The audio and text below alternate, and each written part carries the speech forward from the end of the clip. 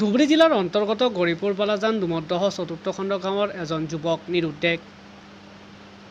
বুধবাৰে সন্ধিয়া 6 বজাত সংবাদ মাধ্যমৰ আগত পৰিয়ালৰ লোকে প্ৰকাশ কৰা মতে গৌৰীপুৰৰ দুমদ্দহ চতুৰ্থ খণ্ড গাঁৱৰ আবু বক্কৰ প্ৰধানীৰ পুত্ৰ ইমদাদুল নামৰ যুৱকজন নিৰুদ্দেশ হয়।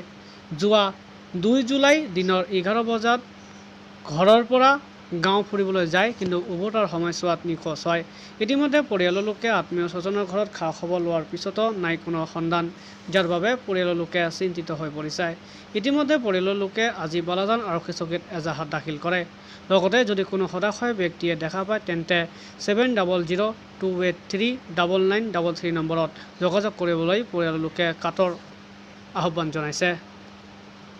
কি হৈছে? কালি মোৰ ল'ৰাটো ঘৰৰ পৰা ওলাই গৈছে। ক'ত গ'ল? ফুৰিবলৈ গৈছে। এটা হাফ পেণ্ট আৰু টি চাৰ্ট পৰি গৈছে। নাম কি? ইমদাদুল হক প্ৰধানী। বয়স?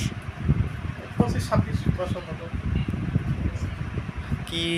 কি কাৰণত ওলাই গ'ল? মানে এনে ফুৰিবলৈ গৈছে। ক'ত গ'ল ফুৰিবলৈ?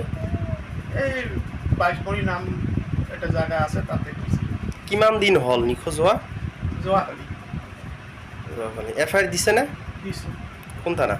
বালাজান। কাৰো প্ৰতি সন্দেহ আছে নেকি? নাই, সন্দেহ নাই। কি ক'ব ৰাইজক? কি ক'ব? ৰাইজক আৰু কি ক'ম? ৰাইজক এইটোৱে ক'ম যে ল'ৰাটোক যদি লগ পায়, কোনোবাই যদি দেখা পায়, আমাক ফোন নম্বৰত যোগাযোগ কৰি কল কৰিব।